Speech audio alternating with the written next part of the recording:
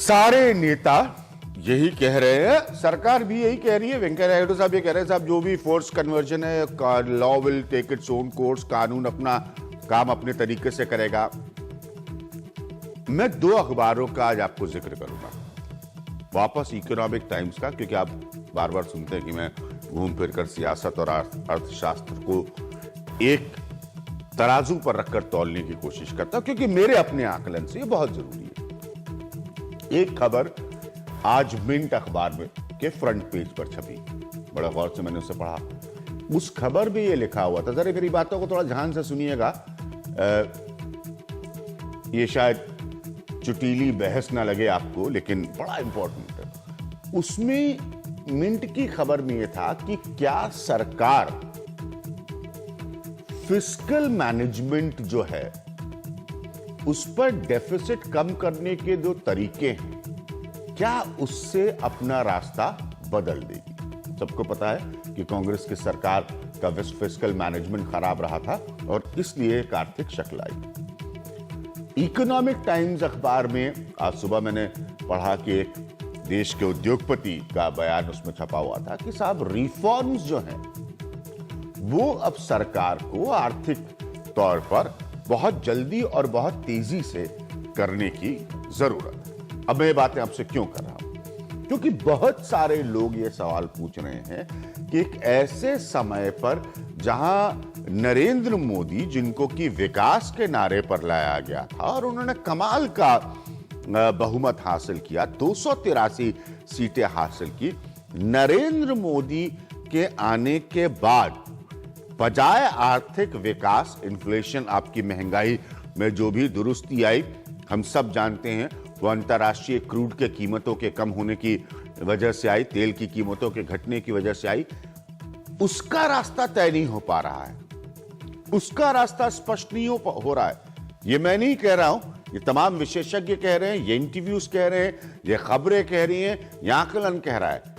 लेकिन इन सबके बीच में सरकार के न चाहते हुए, बीजेपी के दावा करने के बाद कि हमारा इससे कोई लेना देना नहीं, सरकार का, वेंकैया नायडू साहब का जो बयान है, मैं उसको प्रत्यक्षता से लेते हुए मानूं कि हां, कहीं पर भी किसी का भी धर्मांतरण जोर जबरदस्ती के साथ नहीं होना चाहिए, और ऐसा हो तो कानून को अपना काम करना चाहिए। ये बहस फिर नरेंद्र मोदी सरकार के 1 साल पूरे नहीं हुए हैं अभी तक। 6 महीने पहले तो आप लोग कहते भाई समय दीजिए, समय दीजिए, बिल्कुल सही कहते थे, समय दीजिए। 1 साल पूरे नहीं हुए हैं अब तक, ये बहस क्यों उठ रही है? बहस तो होनी चाहिए बिजली, सड़क, पानी, रिफॉर्म, बदलाव, गुजरात का मॉडल जो कि लोगों के सामने रखा भारतीय जनता पार्टी ने। कहीं पर भी अगर आप भारतीय जनता पार्टी के, बीजेपी के मैनिफेस्टो को, जिसके माध्यम से चुनाव लड़कर 283 सीटें लाई ये पार्टी, उस समय तो मुद्दे थे ही नहीं। ये एकदम से क्यों उठ रहे हैं? कारण क्या है इसका? इसको हम समझने की कोशिश करते हैं। राजकिशोर तिवारी है मेरे साथ, जो कि भारतीय जनता पार्टी को करीब से देखते हैं। बलदेव शर्मा जी होंगे कुछ देर में मेरे साथ। विजय गोयल साहब, जो कि बीजेपी के, आप सब जानते हैं, एक सीनियर चेहरा है, वो है मेरे साथ। और शरद प्रधान है।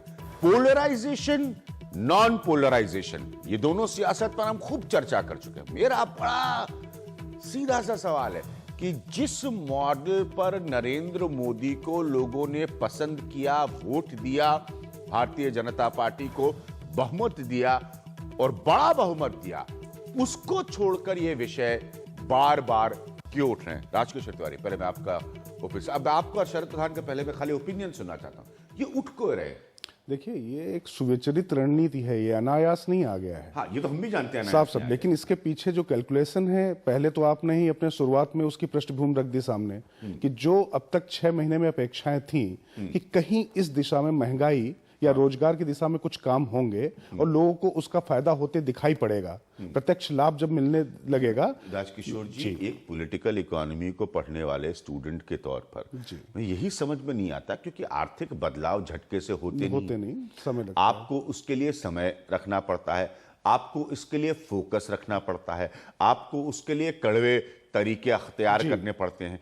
तो बजाय उसका एक बड़े वातावरण का निर्माण हो, जो कि लगता है जब नरेंद्र मोदी की आप अंतर्राष्ट्रीय मंच पर लोकप्रियता देखते, भारतीयों के बीच में, डायस्पोरा के बीच में, इसको थोड़ा सा हमारे यहाँ अलग करके हाँ बहुत गलतफहमी लोगों को उससे हो जाती है। वो एजेंडा नहीं हो रहा है।